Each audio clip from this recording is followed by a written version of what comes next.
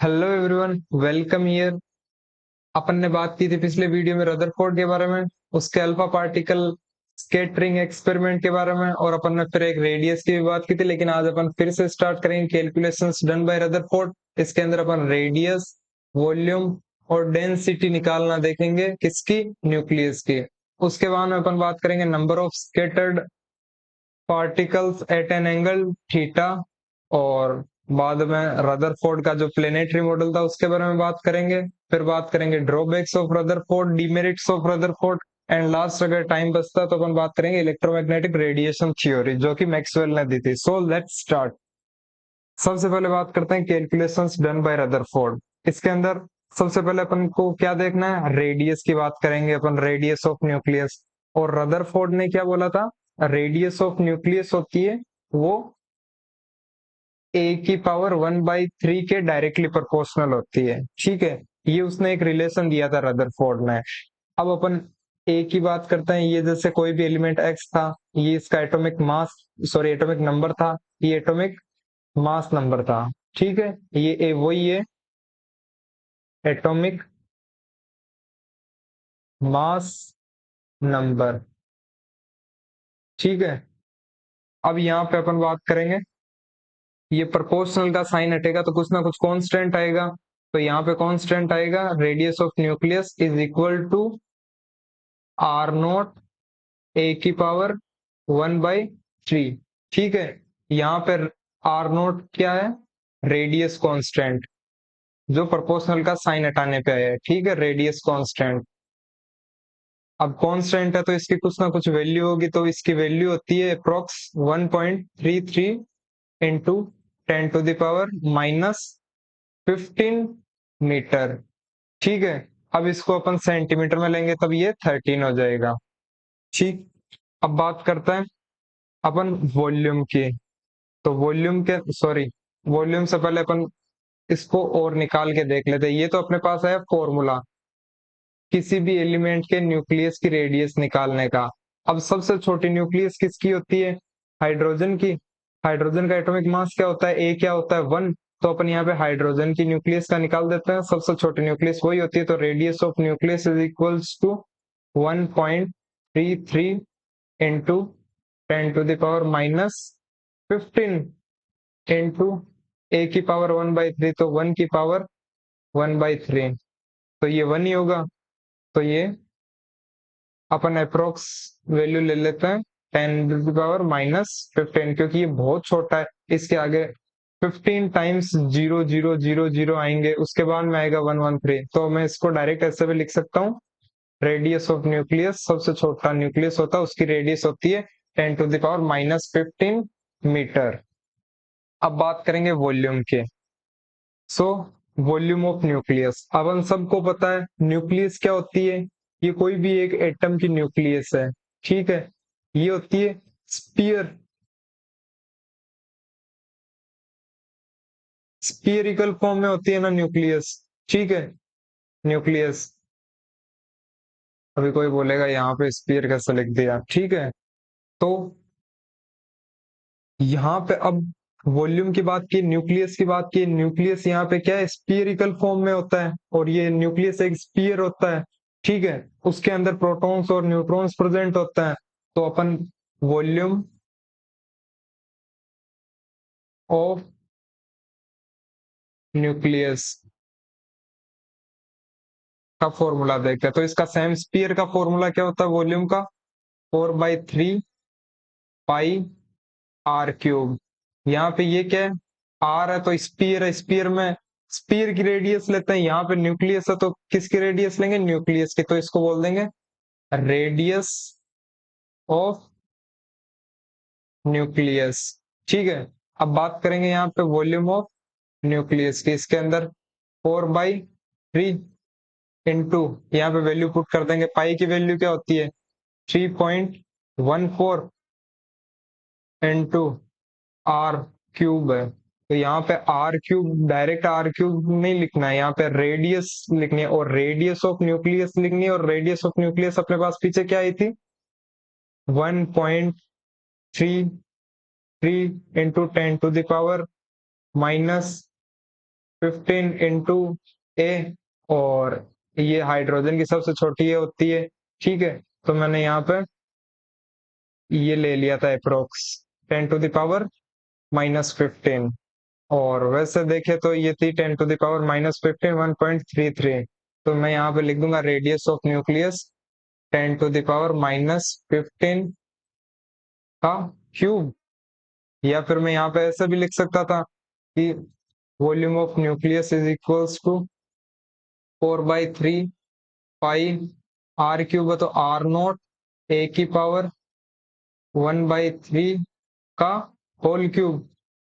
तो यहाँ से ये क्यूब कट जाता, ये बच जाता, तो अपने पास क्या आ जाता 4/3 पाई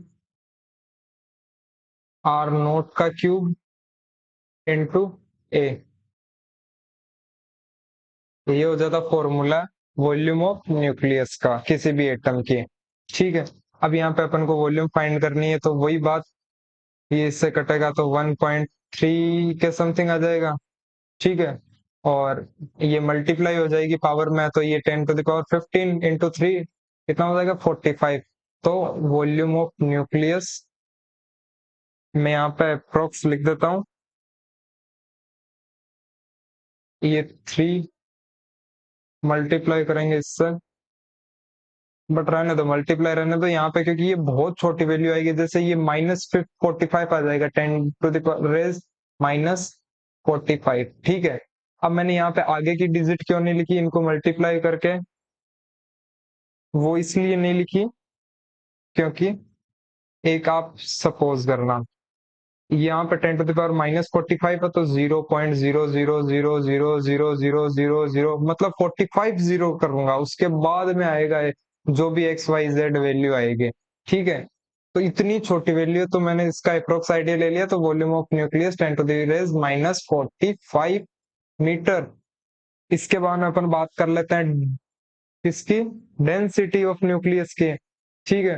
तो डेंसिटी का सबको अपन को फॉर्मूला पता है, density is equals to mass upon volume, ठीक है।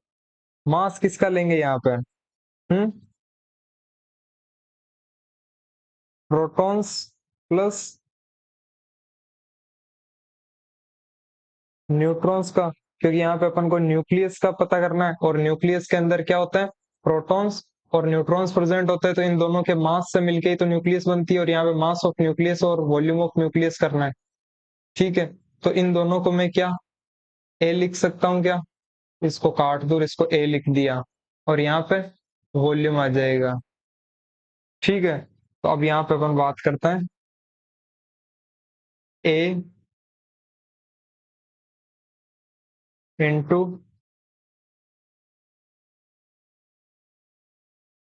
1.6 इंटू 10⁻⁻27 kg, ठीक है। अब मैंने ये क्यों लिया यहाँ पे 1.6, ये एक प्रोटॉन का मास होता है, ठीक है। और इसमें जितने प्रोटॉन और न्यूट्रॉन का दोनों का मास क्या होता है, सेम होता है। तो यहाँ पे जैसे 2 प्रोटॉन है और 2 न्यूट्रॉन है किसी एटम के अंदर, तो दोनों का 4, अब डायरेक्ट 4 तो नहीं लिख सकते ना, यहाँ पे मास लिखना है, तो 4 क्या है, प्रोटॉन्स प्लस न्यूट्रॉन्स, और एक का मास कितना होता है 1.6 इंटू 10⁻⁻27 kg, ठीक है।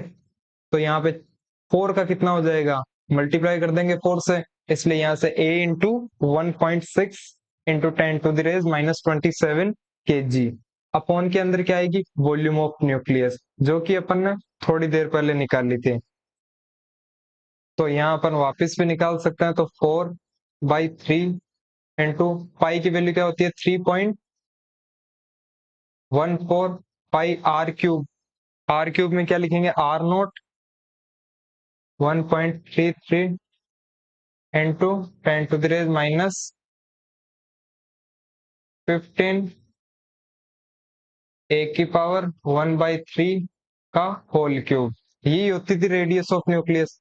ये 3 से 3 कट जाएगा, मतलब ए की पावर तो हट जाएगी, ये मल्टीप्लाई हो जाएगा, तो यहाँ पे अपने पास क्या वैल्यू आ जाएगी, ए इंटू 1.6 इंटू 10⁻⁻27 kg, अपॉन के अंदर क्या आएगा ये यहाँ से कट जाएगा तो 1.3, तो 1.3 इंटू 3.14 इंटू, अब इसका क्यूब आ जाएगा 1.33 का क्यूब, और 1.33 का क्यूब क्या होता है?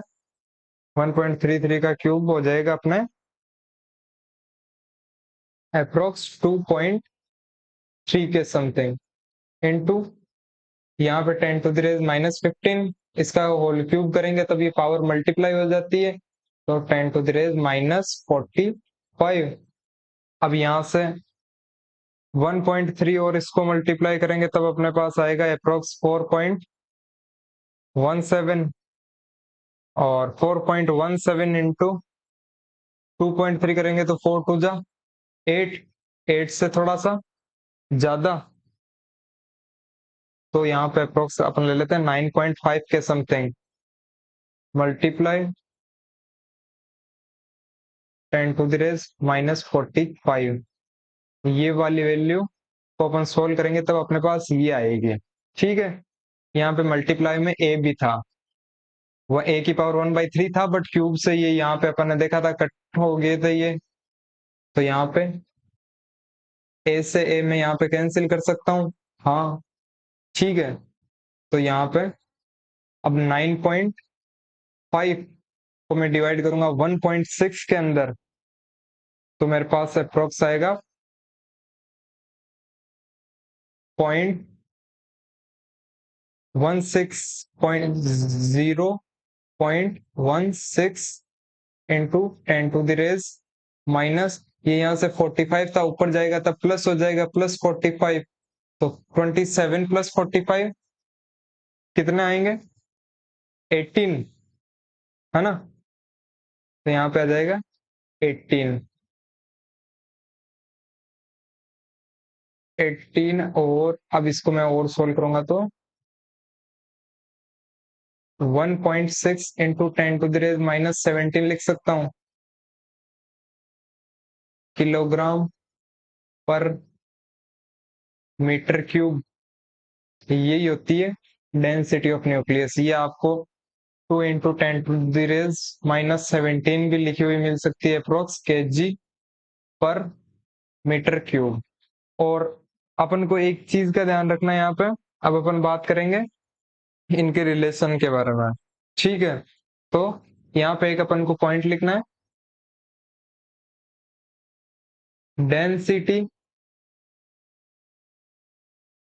Of nucleus does not depends on atomic mass number while radius and volume depends। ठीक है, अपन सबसे पहले बात करते हैं रेडियस के फॉर्मूले के। तो रेडियस का फॉर्मूला अपने पास क्या आया था? 1.33 इंटू 10⁻⁻15 इंटू ए की पावर 1/3। इसका मतलब रेडियस डिपेंड करती थी ए पे, तो रेडियस ए की पावर 1/3, और बाद में था वॉल्यूम ऑफ न्यूक्लियस, तो वॉल्यूम में क्यूब हो गया था 4πr³। ये रेडियस का क्यूब था, तो रेडियस का क्यूब होगा तो यहाँ पे क्या आ जाएगा? R0 ए की पावर 1/3 का होल क्यूब, क्यूब से क्यूब कट गया, ए ये कांस्टेंट ये कांस्टेंट, तो यहाँ पे वॉल्यूम ऑफ न्यूक्लियस भी डिपेंड करती थी, ए के डायरेक्टली प्रोपोर्शनल थी। ठीक है, बट अभी अपन ने देखा था डेंसिटी। डेंसिटी में अपन ने क्या देखा था? मास अपॉन वॉल्यूम, इन दोनों में ऊपर अपन ने कट किया था तब ए ऊपर भी आ रहा था, ए नीचे भी आता है, दोनों ए से ए कट हो जाएंगे, ए से ए कट गया, तो अपने पास क्या बचेगा? यहाँ पे कुछ नहीं बचेगा, सिर्फ एक कांस्टेंट वैल्यू आएगी जो कि कांस्टेंट सबके लिए सेम होती है, तो density of nucleus same for all. ठीक है, ये चीज अपन को ध्यान रखनी है। अब अपन बात करेंगे क्वेश्चंस की। उनसे पहले अपने कुछ ये यहाँ पे मेजरिंग वैल्यूज काम आ सकती है, तो अपन मेजरमेंट वैल्यूज को देख लेते हैं। जैसे कहीं पे 1/2 लिखा हुआ आ गया, तो उसको अपन क्या बोलते हैं? सेमी। कहीं पे डैश से लिखा हुआ आ गया, डैश से क्या होता है? 1/10। कहीं पे सेंटी लिखा हुआ आ गया, सेंटी क्या होता है? 1/100। कहीं पे मिली लिखा हुआ मिल जाए, उसको बोलते हैं 1/1000, या फिर 10⁻³ अब कहीं पे मिल जाए अपन को माइक्रोमीटर, म्यूएम, तो वो होता है 10⁻⁻6। कहीं पे अपन को मिल जाए लिखा हुआ नैनोमीटर, तो वो होता है 10⁻9। ये मीटर में बता रहा हूं मैं। Metre, metre, metre, metre.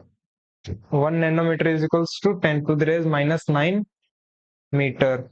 और नैनोमीटर के बारे में अपन बात कर लेते हैं। ये तो काफी जगह अपने यूज आएगा। एंगस्ट्रोम, एंगस्ट्रोम होता है 10⁻10 मीटर। एंगस्ट्रोम के बाद में एक और आता है पिकोमीटर, जो होता है 10⁻12 मीटर के इक्वल। एंड लास्ट फर्मी, जो कि इक्वल होता है 10⁻15 मीटर के। ये कुछ वैल्यूज थी जो याद रखनी है अपन को, और ये अपन क्वेश्चन करेंगे तब अपने आप याद हो जाएगी। अब चलता है क्वेश्चंस पे। सबसे पहले बात करेंगे इस क्वेश्चन की। इसके अंदर अपन को दिया हुआ है the radius of CU nucleus in fermi is. इसकी फर्मी मीटर के अंदर इसकी रेडियस बतानी है, किसकी? सीयू की। ये अपने को एलिमेंट दे रखा है कॉपर। इसका एटॉमिक नंबर है 29। एटॉमिक मास नंबर है जिसको अपन ए बोलते हैं, वो है 64। तो अपन को रेडियस बतानी है, तो रेडियस ऑफ न्यूक्लियस का फॉर्मूला क्या था? 1.33 × 10⁻⁻15। ये रेडियस कांस्टेंट की वैल्यू थी, इंटू a⁻1/3। तो यहाँ पर सिर्फ वैल्यू पुट करनी है 1.33।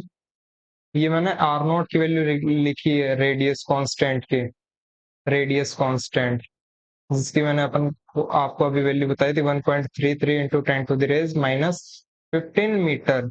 सेंटीमीटर में ये 13 हो जाता, तो इंटू 10⁻⁻15 मल्टीप्लाई। ए क्या है यहाँ पे? 64।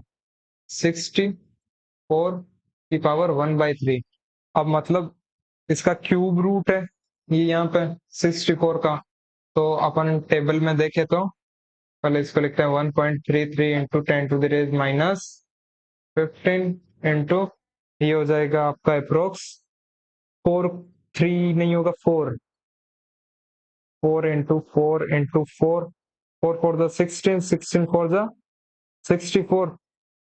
तो ये यहाँ पे 4 आ जाएगा। ठीक है। अब 4 को मल्टीप्लाई करेंगे 1.33 से, तो यहाँ पे आ जाएगा अप्रोक्स 4.8 इंटू 10⁻⁻15। ये अपने पास किस में है? मीटर के अंदर। और अभी अपन ने देखा था 1 fermi is equals to 10⁻⁻15 metre. तो ये 10⁻⁻15 मीटर, इसको मैं 1 फर्मी लिख सकता हूँ। तो ये आ जाएगा 4.8 फर्मी मीटर। ठीक है। तो अपने को फर्मी के अंदर यहाँ से बता देना था, इसका ऑप्शन फर्स्ट करेक्ट है। ठीक। अब बात करते हैं सेकंड की। इसके अंदर दिया हुआ है the volume of nucleus is about 10⁻⁻4 times to that of an atom, 50 - 15 times to that of an atom, -5 और -10। मतलब एटम के कंपेयर के अंदर अपन को न्यूक्लियस की वॉल्यूम बतानी है। ठीक है। तो इसको अपन सोल्व करेंगे। तो इसमें अपन अगर दोनों का रेशियो ले ले वॉल्यूम का, तो आ जाएगा। तो यहाँ पे मैं ले लेता हूँ वॉल्यूम ऑफ न्यूक्लियस, यहाँ पे ले लेता हूँ वॉल्यूम ऑफ एटम। तो इनको मैं क्या लिख सकता हूँ? ये दोनों स्पीयर होते हैं, एटम भी एक स्पीयर होता है, न्यूक्लियस भी स्पीयर होती है। तो 4/3 पाई आर किसकी? न्यूक्लियस की रेडियस का क्यूब स्फीयर की वॉल्यूम का यही तो होता है ना फॉर्मूला। तो यहाँ पे भी नीचे भी एटम के में भी 4/3 पाई आर किसका लूंगा, एटम की रेडियस का क्यूब। तो यहाँ पे मेरे को ये वैल्यू सिमिलर लग रही है तो मैं इनको काट सकता हूँ। क्या बचा मेरे पास, वॉल्यूम कैसे निकलेगी, रेडियस, यहाँ पे लिख लेता हूँ रेडियस ऑफ न्यूक्लियस का cube upon radius of atom का क्यूब। रेडियस ऑफ न्यूक्लियस का क्यूब क्या हो जाएगा, 1.33 इंटू 10⁻⁻15 का होल क्यूब। और ये अपन आगे बात करेंगे इसकी, रेडियस ऑफ एटम की, ये एक वैल्यू होती है, ये होती है 5.529 इंटू 10⁻⁻10 मीटर के अप्रॉक्स। इसका होल क्यूब कर लेंगे, ठीक है। तो एक बार इस कांस्टेंट को, यहाँ पे कांस्टेंट तो दी नहीं है, पावर ही दी हुई है, तो एक बार इनको साइड में छोड़ दो, इनको इनको कैलकुलेट करके देखते हैं आंसर आता है कि नहीं। तो ये मल्टीप्लाई हो जाएगी पावर, तो यहाँ पे आ जाएगा 10⁻⁻45 अपॉन 10⁻⁻10 इंटू 3 30। ये ऊपर जाएगा तो प्लस, और ये प्लस हो जाएगा तो 10⁻⁻45 में से 30 निकालेंगे तब कितना बचेगा, 15। तो यहाँ पे 10⁻⁻15 आंसर आ गया। अब ये एटम है तो ये यहाँ पे अपन लिख सकते हैं volume of nucleus upon volume of atom, ये इधर चला जाएगा तो volume of nucleus is equals to 10⁻⁻15 times to that of volume of an atom. कौन सा ऑप्शन है, B, B is the correct option, ठीक है। अब अपन बात करेंगे डिस्टेंस ऑफ क्लोजेस्ट अप्रोच। इसके अंदर अपन को सबसे पहले बात करनी है, ये उसने रदरफोर्ड का ही था, ये रदरफोर्ड की कैलकुलेशंस थी, उसने एक अल्फा पार्टिकल लिया था। अल्फा पार्टिकल्स, सबसे पहले अल्फा पार्टिकल के अपन कुछ देख लेते हैं। अल्फा पार्टिकल्स पे चार्ज क्या था, चार्ज था 2e, 2 इलेक्ट्रॉन के इक्वल चार्ज, ठीक है। और अल्फा पार्टिकल का मास क्या होता था, 4 AMU मास होता है, या फिर 4 मास ऑफ प्रोटॉन। AMU और मास ऑफ प्रोटॉन की वैल्यू लगभग अप्रोक्सीमेटली सेम होती है, तो अपन 4 मास ऑफ प्रोटॉन के इक्वल भी लिख देते हैं, ठीक है। तो ये एक पॉजिटिवली चार्ज अल्फा पार्टिकल था, ये यहां से जा रहा था, ठीक है। कुछ तो स्केटर्ड हो रहे थे, लेकिन एक अल्फा पार्टिकल 180 डिग्री पे रोटेट होके वापस आ रहा था, अपन को उसी की बात करनी है। तो ये अल्फा पार्टिकल गया, यहाँ पे कोई एक एटम था, ये उसकी न्यूक्लियस थे, जो न्यूक्लियस के बिल्कुल सामने गया, वो कुछ डिस्टेंस से वापस आ गया, ठीक है। ये मैंने ऐसे बनाया, बट ये इसी डिस्टेंस पे वापस आया था, ये इधर से गया था और यहीं से वापस आ गया था इसी पाथ से, 180 डिग्री के रोटेशन पे, ठीक है। तो ये कहीं ना कहीं से टकराया तो नहीं होगा, इसकी न्यूक्लियर फील्ड में गया, तब यहाँ पे भयंकर वाला रिपल्सन लगा था, वापस आ गया। तो अपन को जो ये डिस्टेंस थी न्यूक्लियस और इसके बीच की, मतलब कितनी डिस्टेंस थी कि जहां से ये वापस लौट के आ गया, वो डिस्टेंस कैलकुलेट करनी है, ठीक है। और उस डिस्टेंस को अपन ने नाम दे दिया डी, जिसको अपन बोलते हैं डिस्टेंस ऑफ क्लोजेस्ट अप्रोच, ठीक है। तो यहाँ पे अब कोई अल्फा पार्टिकल गया, ठीक है, यहाँ से निकला, तो वो गया तो उसका कुछ ना कुछ मास होगा, उसकी कुछ ना कुछ, ये चल रहा है, मूव पे मोशन में है, तो इसकी कुछ ना कुछ वेलोसिटी भी होगी। तो मैं क्या बोल सकता हूँ, अल्फा पार्टिकल जो निकला उसके पास काइनेटिक एनर्जी थी, ठीक है। अब यहाँ पे आ गया, तब यहाँ पे रुक गया, तो यहाँ पे उसकी काइनेटिक एनर्जी 0 होगी, यहाँ पे काइनेटिक एनर्जी उसकी कम हो गई होगी, धीरे धीरे धीरे धीरे कम होते होते होते होते यहाँ पे आते आते उसकी काइनेटिक एनर्जी हो गई 0, ठीक है। तभी वो वापस रुक के वापस आ गया। अब काइनेटिक एनर्जी 0 हो गई, तो अपन को पता है कि एनर्जी डिस्ट्रॉय तो कर नहीं सकते अपन, एक फॉर्म से दूसरी फॉर्म में कन्वर्ट हो सकती है। तो जब ये यहाँ पे रुका, तब इस अल्फा पार्टिकल के पास क्या थी, पोटेंशियल एनर्जी। अब यहाँ पे बात आती है पोटेंशियल एनर्जी क्या होती है, तो उससे पहले अपन को एक चीज देखनी होगी, तो अपन नेक्स्ट पेज पे चलते हैं। एक अपन बात करेंगे, एक सेकेंड, हाँ, एक ट्वेल्थ की फिजिक्स के अंदर आप पढ़ोगे अच्छे से, बट मैं आपको एक बेसिक सा आइडिया दे देता हूँ। ये कोई भी दो चार्ज है, ठीक है, इनका कोई सा भी नेचर हो सकता है। अगर दोनों का सेम नेचर है, सेम नेचर होगा, तब तो ये क्या करेंगे, रिपेल, रिपल्शन लगेगा इनके बीच में। अगर इन चार्ज का नेचर अपोजिट है तो इनके बीच में क्या लगेगा, अट्रैक्शन। ठीक है, तो ये यहाँ पे एक आर डिस्टेंस पे है और दोनों एक दूसरे की फील्ड में आते हैं। अगर जैसे ये इसकी फील्ड होती है, ये इतनी, ये इसकी इतनी फील्ड होती है, दोनों फील्ड में आते हैं, ये आर डिस्टेंस पे है, तो इनके बीच में एक फोर्स लगेगा।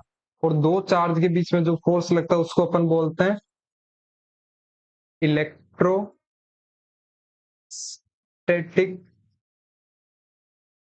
फोर्स। इलेक्ट्रो दो चार्ज के बीच में, स्टैटिक रुके हुए चार्ज है, इनके बीच में लग रहा है, ठीक है, फोर्स। और इस फोर्स का फॉर्मूला होता है के Q1 Q2 upon are square. ठीक है, ये फोर्स का फॉर्मूला होता है। ये अपने पास Q1 मतलब ये फर्स्ट है, ये Q2 ये सेकंड का चार्ज है। अब ये charge of first, charge of second, और ये यहाँ पे K है। अगर यहाँ पे ये दोनों अगर सेम नेचर के होंगे, ठीक है, तब तो यहाँ पे कोई पॉजिटिव साइन ही आएगा। बट ये अगर अपोजिट नेचर के हो जाते हैं, ये प्लस ये माइनस, तो यहाँ पे नेगेटिव साइन भी आ सकता है। यहाँ पे के Q1 Q2 upon are square के फॉर्मूले में अपन को विथ साइन भी पुट करना है। बट यहाँ पे बात करेंगे, इसका देख लिया, ये तो रेडियस है, मतलब ये डिस्टेंस है, डिस्टेंस इन दो के बीच के। अपन लिख लेते हैं, काम करते हैं, Q charge on first particle, ये कोई भी हो, Q2 चार्ज ऑन सेकंड। अब बात करते हैं आर, ये होती है डिस्टेंस बिटवीन टू चार्जेस। ठीक है, अब यहां पे बात करते हैं के की। के होता है परमिएबिलिटी, ये इसको काट देना, परमिएबिलिटी ऑफ स्पेस। ठीक है, ये एक परमिएबिलिटी ऑफ स्पेस की वैल्यू होती है। ये कांस्टेंट होता है, के कांस्टेंट होता है, और उस कांस्टेंट की कुछ ना कुछ वैल्यू होती है। सीजीएस के अंदर इसकी अपन वैल्यू पुट करते हैं 1, और एमकेएस के अंदर अपन इसकी वैल्यू पुट करते हैं, जो अपन हर जगह नॉर्मली यूज भी करेंगे, 9 × 10⁻⁹ 9। ठीक है, ये इसकी के की वैल्यू होती है। अब अपन बात करते हैं फोर्स की। फोर्स की बात कर ली, इसके बाद में एक, अगर ये दो चार्ज है, इनके बीच में फोर्स लगा है, तो इनकी कुछ ना कुछ एनर्जी भी होगी, और वो होती है पोटेंशियल एनर्जी, या फिर इसको बोलते हैं इलेक्ट्रोस्टैटिक पोटेंशियल एनर्जी। दो चार्ज के बीच में एनर्जी की बात कर रहे हैं अभी अपन। और उस एनर्जी का फॉर्मूला होता है, जो भी फोर्स का फॉर्मूला हो, ठीक है, इसको अपन आर से मल्टीप्लाई कर देते हैं, तो जो निकल के आता है अपने पास, सॉरी, जो निकल के आता है अपने पास, ये आर से आर कैंसिल हो जाएगा। तो यहाँ पे इलेक्ट्रोस्टैटिक पोटेंशियल एनर्जी का फॉर्मूला होता है K Q1 Q2 upon are. ये होता है पोटेंशियल एनर्जी का फॉर्मूला। ये जब 12th के अंदर आप इलेक्ट्रोस्टैटिक पढ़ोगे, तब आपके ऑन टिप्स ये याद रहेगा। बस अभी के लिए इसको याद कर लेना एक बार के लिए, बाद में आप इसको समझ लोगे फिजिक्स में अच्छे से। मैंने ये यहाँ पे थोड़ा सा बता दिया है। बात करते हैं यहाँ पे डिस्टेंस ऑफ क्लोजेस्ट अप्रोच की। तो यहाँ तक काइनेटिक एनर्जी जीरो हो जाएगी, और यहाँ पे जब ये इसकी फील्ड में आ गया, रिपल्सन लगने लग गया, तो यहाँ पे काइनेटिक एनर्जी किस में कन्वर्ट हो जाएगी, पोटेंशियल एनर्जी में। तो ये यहाँ से कोई पार्टिकल चला जिसके पास कुछ ना कुछ काइनेटिक एनर्जी थी, यहाँ पे था उसके पास पोटेंशियल एनर्जी थी। मैं क्या वर्क एनर्जी थ्योरम से दोनों को इक्वल पुट कर सकता हूँ?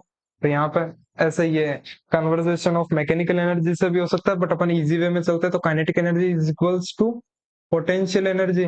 काइनेटिक एनर्जी का फॉर्मूला होता है हाफ mv स्क्वायर। ये होता है काइनेटिक एनर्जी का फॉर्मूला। अब आपने अगर 11th क्लास में हो, फर्स्ट टाइम देख रहे हो, तो मैं आपको थोड़ा सा व्यू दे देता हूँ काइनेटिक एनर्जी पे। काइनेटिक एनर्जी का फॉर्मूला होता है half m v square, where m is mass of particle, that particle, यहाँ पे v velocity of that particle. तो यहाँ पे अपन काइनेटिक एनर्जी किसकी ले रहे हैं, कौन जा रहा था, अल्फा पार्टिकल, तो मास of alpha particle. Velocity, velocity भी किसकी लेंगे, यहाँ पे कौन चल रहा है, अल्फा पार्टिकल चल रहा है, आप या मैं तो नहीं चल रहा ना, तो यहाँ पे वेलोसिटी भी किसकी लेंगे, अल्फा पार्टिकल की। इक्वल टू पोटेंशियल एनर्जी का फॉर्मूला क्या होता था, के Q1 Q2 अपॉन आर। ठीक है, इतना ही होता था। अब यहाँ पे बात करते हैं चार्ज की। तो यहाँ पे ये तो किसका चार्ज होगा, Q1 तो अल्फा पार्टिकल का चार्ज जो होता था 2e, अपन ने बात की थी। यहाँ पे चार्ज किसका होगा, न्यूक्लियस का। और न्यूक्लियस पे चार्ज क्या होता है, न्यूक्लियस के अंदर क्या क्या प्रेजेंट होता है, अपन बात करते हैं प्रोटॉन और न्यूट्रॉन। पहले भी बता रखा है लेकिन फिर से एक बार सुन लेना, न्यूक्लियस के अंदर क्या क्या प्रेजेंट होता है, प्रोटॉन और न्यूट्रॉन, जिसमें से न्यूट्रॉन का चार्ज क्या होता है, जीरो, क्योंकि इलेक्ट्रिकली न्यूट्रल इन नेचर होता है। बात करते हैं प्रोटॉन की। प्रोटॉन पे चार्ज क्या होता है, पॉजिटिव, और उस चार्ज की वैल्यू क्या होती है, प्रोटॉन पे चार्ज की वैल्यू क्या होती है, प्लस ई, जिसको अपन बोलते हैं 1.6 इंटू 10⁻⁹ ठीक है, ये किस पे चार्ज होता है, प्रोटॉन पे। अब अगर एक प्रोटॉन है तो उस पे चार्ज होगा ई। यहाँ पे कोई भी एक एटम है, ये यहाँ पे उसने गोल्ड फॉइल ली थी, AU, ठीक है। तो गोल्ड के अंदर कितने होते हैं, प्रोटॉन, न्यूक्लियस के अंदर प्रोटॉन्स इसके एटॉमिक नंबर के इक्वल, है ना, Z के इक्वल। Z कितना आएगा, 79। तो मैं यहाँ पे लिख सकता हूँ क्या, ZE, मतलब जितने नंबर ऑफ प्रोटॉन्स होंगे उसके चार्ज को मल्टीप्लाई कर देंगे तब न्यूक्लियस का ओवरऑल चार्ज निकल के आ जाएगा। तो मैं यहाँ पे लिख दूं ZE। तो मैं एक बार इसको पूरा क्लियर करके, इसको अब एक बार के लिए मैं क्लियर कर रहा हूँ, सही से देखना।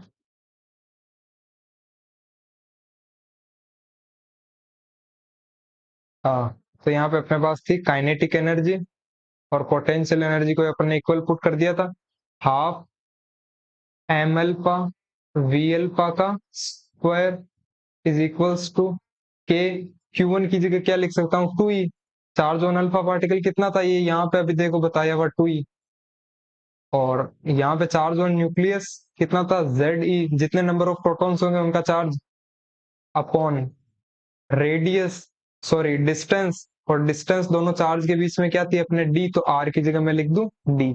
ये d इधर चला जाएगा, ये d इधर चला जाएगा, ये पूरी वैल्यू इधर आ जाएगी, ठीक है। तो यहाँ पे डिस्टेंस इज इक्वल्स टू, ये यहाँ पे k है, तो इसको अपन मल्टीप्लाई करेंगे तो 2 बाहर निकल के आ जाएगा, k into E into Z into E, 2 बार ये आ गया, ई का स्क्वायर हो जाएगा। तो मैं यहाँ पे ऐसा लिख सकता हूँ क्या, 2k ZE² आ जाएगा, इनको मल्टीप्लाई करने पे, अपॉन ये वैल्यू नीचे आ जाएगी, half M alpha we alpha का स्क्वायर। इसको क्या बोलते हैं अपन, डिस्टेंस ऑफ क्लोजेस्ट अप्रोच, ठीक है। ये अपन को फॉर्मूला ध्यान में भी रखना है, बाकी अपन हर जगह काइनेटिक एनर्जी और पोटेंशियल एनर्जी को इक्वल पुट करके देख लेंगे एक बार के लिए, ठीक है। अब अपन बात करते हैं, आगे चलते हैं, कुछ क्वेश्चंस की बात करते हैं इस पे बेस्ड। तो सबसे पहले क्वेश्चन अपने पास है, in Rutherford alpha particle scattering experiment if velocity, एक सेकंड पेन चेंज कर लेता हूं, ठीक है। वेलोसिटी ऑफ अल्फा पार्टिकल, ये अपन को वेलोसिटी दे रखी है, वेलोसिटी ऑफ अल्फा पार्टिकल क्या है, 1.6 into 10⁻⁶ metre per second. Then find out the distance of closest approach. Distance of closest approach का अपन को फॉर्मूला पता है क्या है, 2k ZE² upon half M alpha we alpha square. तो अभी यहाँ पे कोई भी क्वेश्चन के अंदर चेंज नहीं किया हुआ, तब तो अपन डायरेक्ट ये फॉर्मूला यूज ले सकते हैं। तो इसमें सिर्फ और सिर्फ वैल्यू पुट करनी है, तो मैं यहाँ पे वैल्यू पुट कर देता हूँ, distance is equals to 2 into k की वैल्यू क्या थी, 9 इंटू 10⁻⁹ इंटू जेड की वैल्यू क्या थी, जेड यहाँ पे अगर कोई भी अपन को मेटल फॉइल के बारे में आइडिया नहीं दे रखा, तो Rutherford alpha particle scattering experiment में किसको काम में लिया था अपने, गोल्ड फॉइल को। तो यहाँ पे गोल्ड का Z लिखेंगे। गोल्ड की एटॉमिक नंबर की वैल्यू क्या होती है, Z की वैल्यू 79 इंटू ई का स्क्वायर। ई मतलब चार्ज का स्क्वायर 1.6 इंटू 10⁻⁻19 का square whole square upon half M alpha we alpha का square. Mass of alpha particle क्या था, 4 AMU। तो यहाँ पे 1.6 इंटू 10⁻⁻27 kg मल्टीप्लाई वेलोसिटी का स्क्वायर। तो वेलोसिटी अपन को गिवन है क्वेश्चन के अंदर, तो यहाँ पे अपन वेलोसिटी की वैल्यू पुट कर देंगे 1.6 इंटू 10⁻6 का होल स्क्वायर। अब इनको अपन को काटना है, तो इसके अंदर अपन सबसे पहले देखते हैं, ये 1.6 का स्क्वायर है, ऊपर भी 1.6 का स्क्वायर है, ये दोनों चले जाएंगे, कट हो जाएंगे। ठीक है, अपन को अप्रोक्सीमेट काटना है इनको, इतनी अगर बड़ी अगर कोई कैलकुलेशन हो तो। ये यहाँ पे 2 से गया, 4 कितने टाइम्स, 2 टाइम्स, ये मैंने मान लिया अप्रोक्स 1.5। तो 1.5 इंटू 1.5 मतलब 2, क्या हो जाएगा 3। तो इन दोनों को काट के मैंने 3 ले लिया। 3 को 9 से कट किया तो यहाँ पे भी 3 आ जाएगा। अब बचा ये 79 को मैंने मान लिया ये 80 है, अप्रोक्स ले लेते हैं, थोड़ा बहुत चलता है। तो 80 को मल्टीप्लाई करेंगे 3 से, कितना आएगा 80। यहाँ पे एक 10 रहने देते हैं अपन, 8 को मल्टीप्लाई करते हैं 3 से, 8 3 जा 24, 24 इंटू 2 48, और ये 0। तो यहाँ पे अपने पास वैल्यू आ गई 480 मल्टीप्लाई 10⁻9 इंटू स्क्वायर है, तो ये कितना हो जाएगा, मल्टीप्लाई पावर मल्टीप्लाई हो जाती है अगर स्क्वायर में होता तो 19 इंटू 2 10⁻⁻38 अपॉन, यहाँ पे अब लिखेंगे, ये सब कट गए, सब क्या बचा 10⁻⁻27 इंटू 6 का स्क्वायर 12, 10⁻12।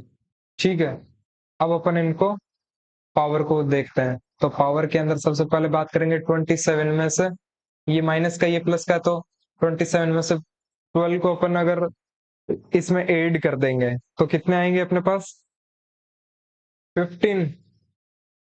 तो यहाँ पे नीचे तो क्या आ जाएगा माइनस में 10⁻⁻15।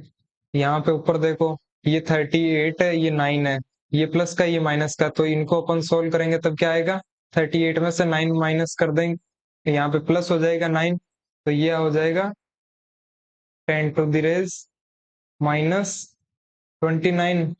अब 29 में से ये ऊपर, ये 15 ऊपर जाएगा, माइनस का ऊपर जाएगा, प्लस हो जाएगा, है ना।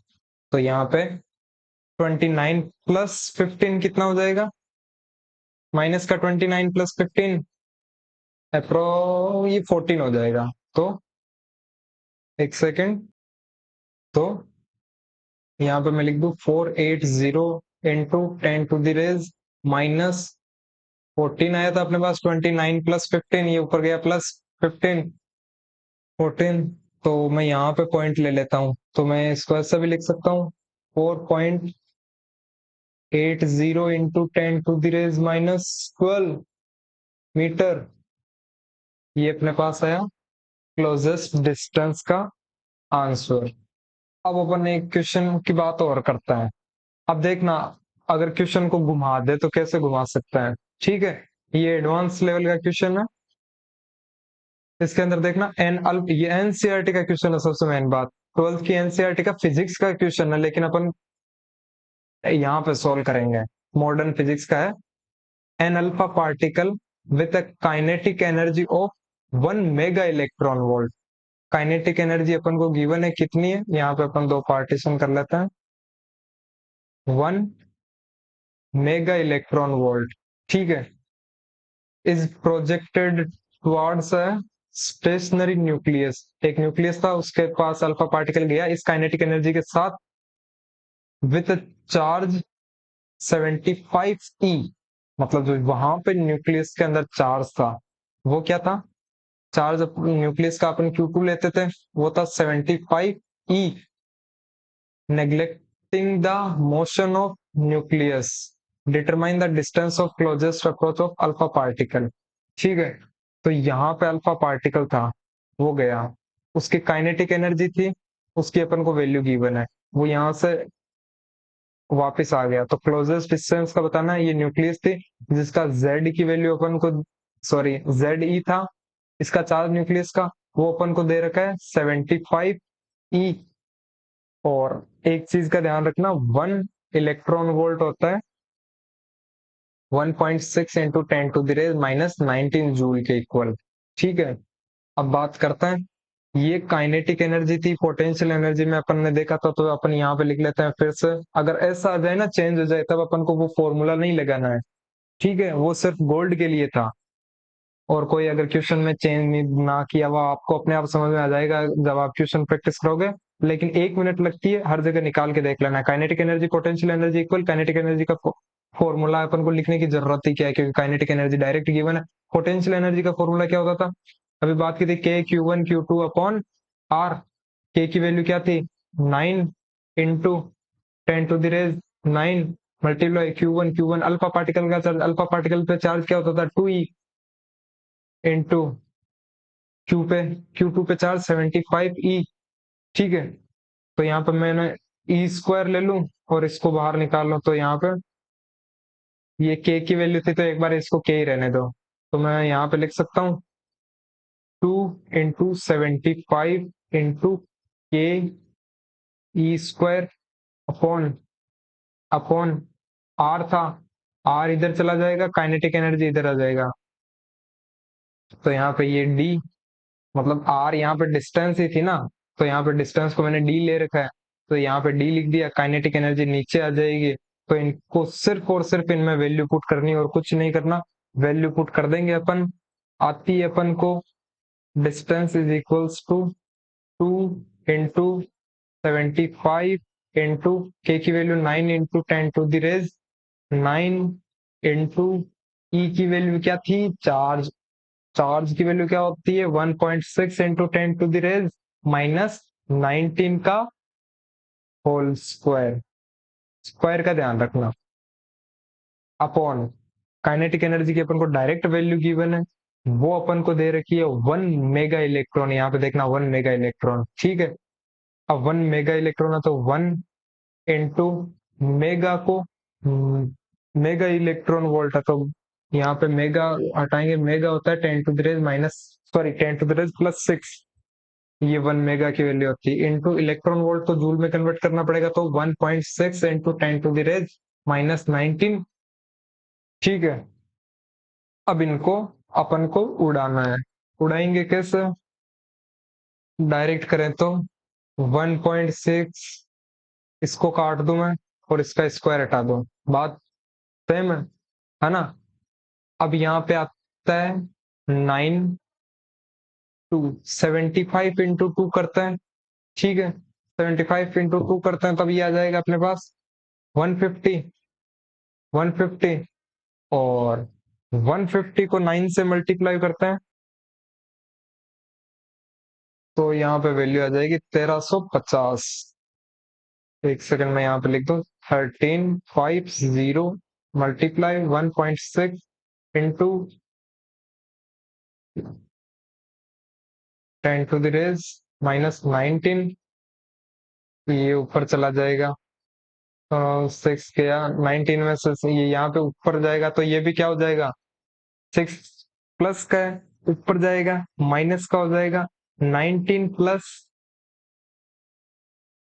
सॉरी 19 माइनस 6 कितना हो जाएगा, 25, तो मैं यहाँ पे डायरेक्ट लिख देता हूँ -25 अपॉन, सॉरी अपॉन की तो बात ही नहीं है ना, अभी ये हटा दिया अपन ने, अब ये इसको सोल्व करना है, और जब अपन इसको सोल्व करके देखेंगे 1350 को 1.6 से मल्टीप्लाई करके देखेंगे, तब अपने पास कुछ वैल्यू आएगी अप्रोक्स 2160 इंटू 10⁻⁻25 इंटू, ये यहाँ पे एक और था, इसको अपन ने यहाँ पे मिस कर दिया, यहाँ पे लिख लेंगे 9, यहाँ पे भी लिख लेंगे कितना, 10⁻⁻⁻ 9।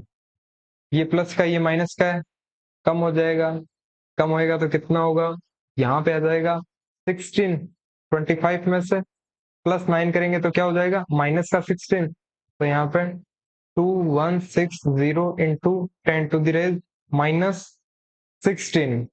ठीक है, अब मैं इसको ऐसे भी लिख सकता हूँ क्या, 2.160, यहाँ पे 30 1 2 3 यहाँ पे पॉइंट लगा दिया और यहाँ पे माइनस प्लस भी कर दिया, इंटू 10⁻⁻13। ये अपने पास आया फाइनल आंसर। ठीक है, ऐसे क्वेश्चन की प्रैक्टिस अपन और कर लेंगे आगे। अब बात करते हैं आगे। आगे हम अपन बात करेंगे number of scattered particles at an angle theta. ठीक है, इसके अंदर आपको मैं बता दूं, जैसे अपने पास वो अल्फा पार्टिकल्स आ रहे थे, वो कुछ तो स्ट्रेट मूव हो रहे थे। एक अल्फा पार्टिकल था जो 180 डिग्री पे रोटेट हो रहा था, और कुछ थे ऐसे जो कुछ ना कुछ एंगल पे डेविएट हो रहे थे। ठीक है, स्केटर्ड हो रहे थे किसी ना किसी एंगल पे, थीटा एंगल मान लिया। तो जो मान लो कितने हो रहे थे उनकी वैल्यू बतानी है अपन को। तो रदरफोर्ड ने अपनी कैलकुलेशंस की, अपने एक्सपेरिमेंट्स किए, और सब कुछ करने के बाद में उसने अपन को एक फॉर्मूला दिया था। ठीक है, एक डेरिवेशन दिया था बहुत बड़ा, लेकिन अपन को सिर्फ ये याद रखना है। उसने बोला था जो नंबर ऑफ अल्फा पार्टिकल जो स्केटर्ड होते हैं किसी भी एंगल पे, जो मतलब किसी ना किसी एंगल पे स्केटर्ड हो रहे थे, उनके अल्फा पार्टिकल्स, कितने अल्फा पार्टिकल्स थे, तो उनका नंबर बताने के लिए उसने बोला था number of alpha particle is directly proportional to 1 upon sine की पावर 4 थीटा बाई 2। या फिर अपन इसको बोल सकते हैं number of alpha particles scattered at an angle theta is inversely proportional to sin की पावर 4 थीटा बाई 2। ये उसने दी थी एक, इसको अपन को याद रख लेना है, क्वेश्चन करेंगे तब हो जाएगा अपने आप। अब बात कर लेते हैं इस पे बेस्ड क्वेश्चन की। सबसे पहले इस पे बेस्ड क्वेश्चन की बात करेंगे, in Rutherford alpha particle scattering experiment if at angle 60 degree angle, मतलब 60 डिग्री का एंगल है जिसपे theta is equals to 60 degree, इस पे number of scattered alpha particle, इस पे स्कैटर्ड होने अल्फा पार्ट, इस पे स्कैटर्ड होने वाले अल्फा पार्टिकल्स की वैल्यू अपन को गिवन है, जो कि है 400। ठीक है, बताना क्या है, then how many alpha particle will scattered at 90 degree, 90 degree पे कितने अल्फा पार्टिकल स्कैटर्ड होंगे, अपन को वैल्यू बतानी है उनकी। ठीक है, तो थीटा क्या है, 90 डिग्री पे होने वाले कितने होंगे अल्फा पार्टिकल, नंबर बताना है। मैं इनका रेशियो ले लूं, number of alpha particle scattered at 60 degree upon number of alpha particle scattered at 90 degree, इनकी मैं वैल्यू लिखूं तो 1 अपॉन साइन की पावर 4 थीटा 60/2, थीटा 60 है तो 60/2 इक्वल्स टू 1 अपॉन साइन की पावर 4, थीटा कितना है 90/2। यहाँ पे मैं इसको सोल्व करूंगा तो 1 अपॉन साइन 4 थीटा 30 हो जाएगा यहाँ पे। और साइन 30 की वैल्यू क्या होती है, ये ट्रिग्नोमेट्री के अंदर आपने 9th 10th में पढ़ा होगा। साइन 30 की वैल्यू क्या होती है बताओ, अपने मन में ही सोच लो, मेरे को तो क्या ही बताओगे। होती है 1/2। सॉरी, यहाँ पे तो 30 लिखो एक बार, और यहाँ पे 1 अपॉन साइन की पावर 4, थीटा कितना है 45, 45 डिग्री। अब मैं इसको सोल्व करता हूँ तो 1 अपॉन साइन 30 की वैल्यू क्या होती है, 1/2 का ये यहाँ पे की पावर 4, अपॉन में साइन 45 की वैल्यू क्या होती है, 1/√2। ये ट्रिग्नोमेट्री से आपको पता होनी चाहिए, देख लेना, इसकी पावर 4। अब इसको अपन सोल्व करेंगे तब अपने पास आएगा 1 अपॉन, यहाँ पे 1 अपॉन कितना, यहाँ पे 2 है, तो 1/2 को 4 से करो, 4 टाइम्स, तो हाफ है, ये हाफ मान लिया अपन ने। या फिर अपन को ऐसे ले सकते हैं ना, हाफ तो 1/2 इंटू 1/2 इंटू 1/2, ये आ जाएगा 1/16, 2 to the 4, 4 to the 8, 8 to the 16 upon यहाँ पे अपन ले लेंगे 1/√2, इसका आ जाएगा 1/1/4, ये वैल्यू आ गई। अब ये वैल्यू तो आ जाएगी नीचे, ये वैल्यू चली जाएगी ऊपर, तो अपन इसको ऊपर नीचे भी करके देख लेते हैं। तो ये अपने पास, जब आप इनको ऊपर नीचे करोगे तब ये आपके पास वैल्यू आएगी n60/n90 इज इक्वल्स टू 4/1। ये 4 से ये कट जाएगा, 16 4 टाइम्स, ये ऊपर नीचे कर लेना। ये तो आपको मैथ्स के स्टूडेंट हो, आपको आनी चाहिए इतनी तो, और मैं आगे अगले वाले क्वेश्चन में बता भी दूंगा, ठीक है। यहाँ पे अब अपन को 60 की वैल्यू गिवन है, कितनी है स्कैटर्ड होने वाले 60 डिग्री पे, 400। 400 अपॉन 90 इज इक्वल्स टू 4। ये इधर आ जाएगा, ये इधर चला जाएगा, 4 से 400 100 टाइम्स, तो 90 डिग्री पे स्कैटर्ड होने वाले अल्फा पार्टिकल्स की वैल्यू क्या आ जाएगी, 100। 100 अल्फा पार्टिकल स्कैटर्ड हो रहे थे कितने डिग्री पे, 90 डिग्री पे। बात करते हैं नेक्स्ट क्वेश्चन की। इसके अंदर अपन को ये क्वेश्चन आपको करना है, ठीक है। मैं नेक्स्ट वीडियो के अंदर इसका सॉल्यूशन डाल भी दूंगा, लेकिन ये क्वेश्चन आपका होमवर्क है। इसके अंदर भी सेम फॉर्मूला लगाना आपको, जो उसने बोला था, n is directly proportional number of alpha particles scattered at angle theta is directly proportional to 1 upon sin की पावर 4 θ/2। इसको यूज करना है। और यहाँ पे किस किस का दिया हुआ है, 6 डिग्री पे हो रहा है 36, थीटा 6 डिग्री पे तो हो रहा है 36 अल्फा पार्टिकल स्कैटर्ड, तो थीटा 90 डिग्री पे होने वाले अल्फा पार्टिकल्स की वैल्यू बतानी है 90 डिग्री पे। वही 60-90 का रेशियो लेंगे, तो अपन अगर मैं बात करूं डायरेक्ट की, तो यहाँ पे देखना अपने पास 60/90 का रेशियो क्या आया था थीटा का, 4/1। तो मैं यहाँ पे भी ले लेता हूँ n60/n90, 4/1, 60 डिग्री पे होने वाले कितने हैं 36, तो 36/9 n90 इज इक्वल्स टू 4/1। ये इधर चला जाएगा, 4 इधर आ जाएगा, तो 4, तो इसको कट करेंगे अपन 9 टाइम्स, ये इधर चला जाएगा, तो n 90 degree number of alpha particles scattered at 90 degree angle is equals to 9। 9 alpha particles होंगे जो 90 डिग्री पे स्कैटर्ड हो रहे होंगे, ठीक है। अब एक सेकंड देना मेरे को। अब जो अपने रदरफोर्ड भैया थे, ठीक है, उन्होंने ये सारी कैलकुलेशंस दे दी, ये थी सारी की सारी कैलकुलेशंस डन बाय रदरफोर्ड। इसके बाद में उन्होंने कुछ और बताने की कोशिश की, वो क्या थी, उन्होंने एक और थ्योरी दी थी, एक और मॉडल प्रपोज किया था, रदरफोर्ड्स प्लेनेटरी मॉडल, ठीक है। पहले उनको इलेक्ट्रॉन की फिक्स पोजीशन का पता नहीं था, तब उनके चुल मची, चुल मची। एक सेकेंड, सॉरी, ठीक है। तो उन्होंने क्या किया था कि इलेक्ट्रॉन की फिक्स पोजीशन एटम में कहाँ होती है, उन्होंने ये कोई एटम था उसके अंदर न्यूक्लियस की पोजीशन तो बता दी कि सेंटर में होता है, तभी वो अल्फा पार्टिकल वापस स्कैटर्ड होके आता है और अपनी सारी रामायण बोल दी। लेकिन इलेक्ट्रॉन की फिक्स पोजीशन का रदरफोर्ड को आइडिया नहीं था, और उसको ये भी चीज पता थी कि एटम होता है वो एक स्टेबल होता है, उसमें चार्ज बैलेंस होता है, जितने पॉजिटिव चार्ज होते हैं उतना ही नेगेटिव चार्ज होता है। अब उसको पता क्या करना था कि नेगेटिव चार्ज होता क्या है, ठीक है। तो उसके चुल मच गई। अब चुल मच गई, रात को नींद नहीं आ रही थी, तो क्या किया उसने, किताब उठा ली, नींद आ जाती है किताब उठाने से, तो उसने एक किताब उठाई जिससे उसने एक ग्रेविटी का लॉ पढ़ा।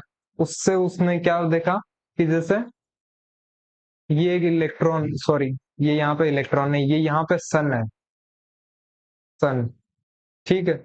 सन के चारों ओर अपने एक ऑर्बिट के अंदर अपनी जो ये एक अर्थ होती है, ये क्या करती है, रिवॉल्व करती है, ठीक है।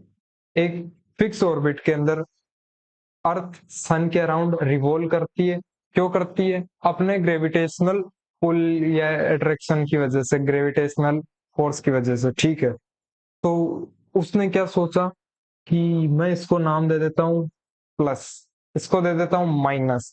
उसने एक उसका एक ये एजम्पशन था, उसने मान लिया, उसने कोई प्रूफ नहीं किया था इसको। तो उसने क्या बोला था, कोई भी एक ही एटम है, उसके अंदर सेंटर में होता है न्यूक्लियस, और न्यूक्लियस के चारों ओर अपनी ऑर्बिट के अंदर एक इलेक्ट्रॉन होगा, वो रिवॉल्व करेगा। ये बात उसने बोल दी। और इनके बीच में ये रिवॉल्व करेगा इलेक्ट्रोस्टैटिक्स अट्रैक्शन फोर्स की वजह से। यहाँ पे प्लस है, यहाँ पे माइनस है, दोनों एक दूसरे को अट्रैक्ट करेंगे और ये इधर रिवॉल्व करता रहेगा इलेक्ट्रॉन न्यूक्लियस के चारों ओर अपनी एक ऑर्बिट के अंदर। ये बात बोली थी रदरफोर्ड ने।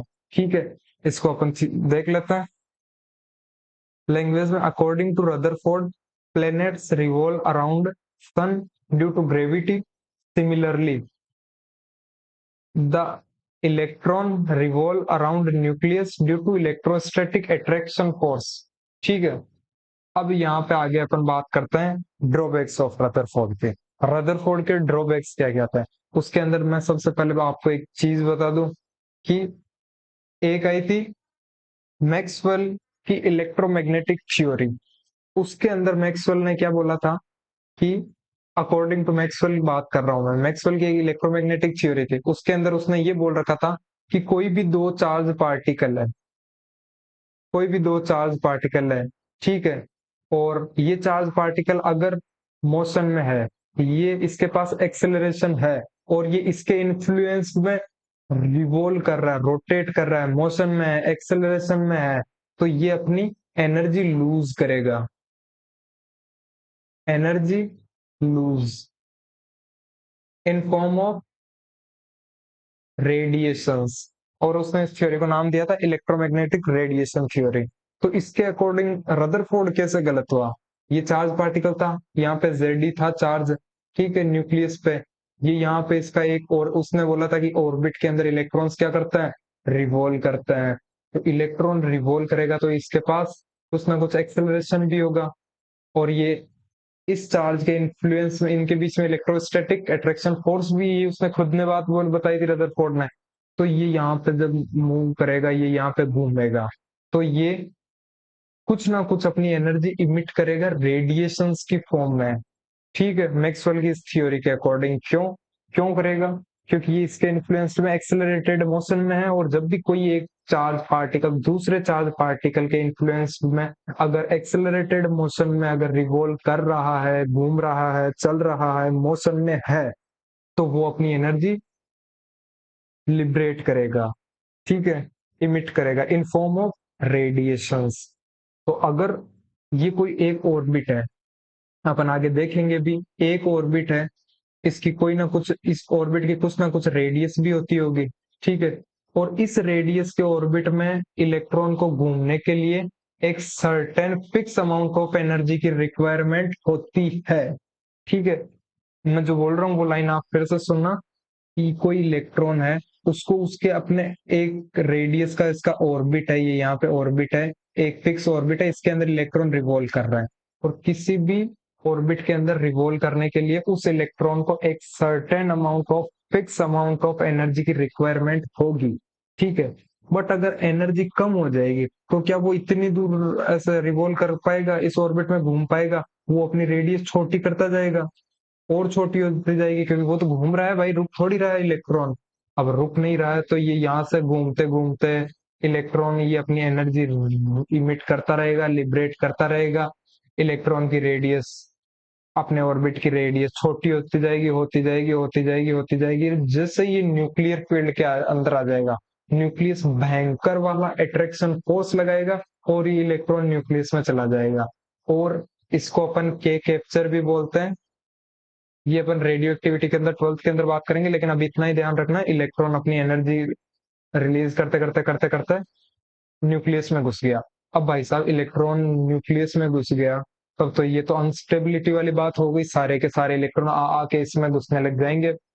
और ये मॉडल क्या हुआ, रदरफोर्ड का जो प्लेनेटरी मोशन था, प्लेनेटरी मॉडल था, वो अनस्टेबल था, उसकी कोई एग्जिस्टेंस नहीं थी, वो सिर्फ ऐसे ही एक मनगढ़ंत कहानी थी उसकी, इसलिए उसको रिजेक्ट कर दिया गया due to Maxwell's electromagnetic theory और ईएमआर होती क्या है, इसके बारे में अपन डिटेल में बात भी करेंगे, बट आज टाइम हो गया तो कल करेंगे। लेकिन उससे पहले अपन देख लेते हैं थ्योरीज की लैंग्वेज में। According to Rutherford, an electron revolves around the nucleus at a very high speed in well defined orbits. बताया था कोई भी एक इलेक्ट्रॉन है वो अपने ऑर्बिट के अंदर हाई स्पीड से रिवॉल्व करेगा, घूमेगा अपने एक फिक्स ऑर्बिट में। But according to electromagnetic radiation theory, when a charge particle is accelerated, कोई भी एक चार्ज पार्टिकल होगा वो एक्सेलरेटेड मोशन में होगा, यहाँ पे लिखना भूल गया, in influence of other charge particle, it will emit energy in form of radiation की फॉर्म में एनर्जी इमिट्स होगी, और रेडिएशन की फॉर्म में एनर्जी इमिट होगी, तो therefore it can not maintain radius of its path. जो भी इसकी ये घूम रहा होगा किसी पाथ पे, उसकी रेडियस को ये मेंटेन नहीं कर पाएगा, क्योंकि इसके अंदर घूमने के लिए इसको एक fix amount of certain amount of energy की रिक्वायरमेंट होगी, जो रिक्वायरमेंट उसकी पूरी नहीं हो पाएगी। तो उसकी वजह से ये अपनी रेडियस को कंटिन्यूअसली डिक्रीज भी करता जाएगा और ultimately fall into the nucleus. ये न्यूक्लियस में चल जाएगा एक स्पाइरल पाथ बनाते हुए, और एटम अनस्टेबल हो जाएगा। और भाई साहब एटम अनस्टेबल हो गया, अपन चीजें कर किसके लिए हैं? अपन स्टेबिलिटी के लिए कर रहे हैं। और अपन ने देखा था एवरी कांड इन दिस ब्रह्मांड is just for stability demand. अब ये स्टेबल ही नहीं था मॉडल, उसने ऐसा ही बक दिया जो भी बोलना था उसको। तो ये उसका मतलब जो भी ये प्लेनेटरी मॉडल था रदरफोर्ड का, ये रिजेक्ट हो गया था। और यहीं पे इसकी चर्चाएं तो होती है खत्म। अब बात कर लेते हैं अपन ईएमआर की। आज शायद काफी टाइम हो गया, अपन नेक्स्ट लेक्चर में बात करेंगे ईएमआर की डिटेल में। तो उससे पहले अपन कुछ क्वेश्चंस देख लेते हैं। When alpha particle are passed through a thin metal foil, most of them goes straight through foil region. ये कोई भी एक अल्फा पार्ट, ये जो गोल्ड फॉइल थी, अपन ने तो मेटल की, कोई भी मेटल की फॉइल है, यहाँ से अल्फा पार्टिकल आ रहे थे, most of the alpha particle straight जा रहे थे, ये अपन ने देखा था, ठीक है। बस कुछ ही डेविएट हो रहे थे, एक घूम के आ रहा था, क्यों? और वहां पे भी अपन ने बात की थी, most of the part of the atom is empty. Atom का मोस्ट ऑफ द पार्ट होता है वो खाली होता है। तो यहाँ पे ऑप्शन देखेंगे, the empty space present in atom, the high speed positive charge 999, ये ठीक है। बात करते हैं नेक्स्ट क्वेश्चन के। इसके अंदर Rutherford alpha particle experiment resulted into the discovery of, अरे भाई किसकी डिस्कवरी थी? इलेक्ट्रॉन की डिस्कवरी को तो फेल कर दिया था उसने, प्लेनेटरी मोशन वाले में नहीं बता पाया था, वो प्रपोज ही नहीं हुआ था मॉडल, किया था उसने, मनगढ़ंत कहानियां थी उसके। पर ये यहाँ पे न्यूक्लियस है, यहाँ से वापस आया एक बहुत छोटे से स्पेस के अंदर, बहुत छोटी सी जगह के अंदर पूरे एटम का पॉजिटिव चार्ज कंसंट्रेटेड होता है, highly positive charge, accumulated positive charge present in a spherical form which is called as nucleus. ये किसने बताया था? रदरफोर्ड ने, ठीक है। तो रदरफोर्ड ने किसकी डिस्कवरी की थी? न्यूक्लियस की। अब बात करते हैं नेक्स्ट लास्ट क्वेश्चन की, देखेंगे। कंसिडर्ड द फॉलोइंग स्टेटमेंट, सारे स्टेटमेंट अपन को पढ़ना है, सारे तो क्या दो स्टेटमेंट दिए हुए हैं, और इनमें से बताना है कौन कौन से स्टेटमेंट इनमें से करेक्ट है। Most of the space of an atom is empty, अभी बात की थी, हाँ बिल्कुल खाली होता है। In an atom there is maximum empty space, सारा स्पेस खाली होता है। The electron revolve around the nucleus, हाँ बिल्कुल सही बात है, दोनों स्टेटमेंट करेक्ट है। ये नहीं हो सकता, ये नहीं हो सकता, मतलब सॉरी, ये भी हो सकता है, ये करेक्ट है। सेकंड भी करेक्ट था, ये गलत है। ये दोनों, हाँ दोनों करेक्ट है, ऑप्शन सी करेक्ट है, ठीक है। तो आज टाइम भी हो गया, अपन यहीं पे लेक्चर को एंड करते हैं, मिलते हैं नेक्स्ट वीडियो में, तब तक के लिए थैंक यू सो मच।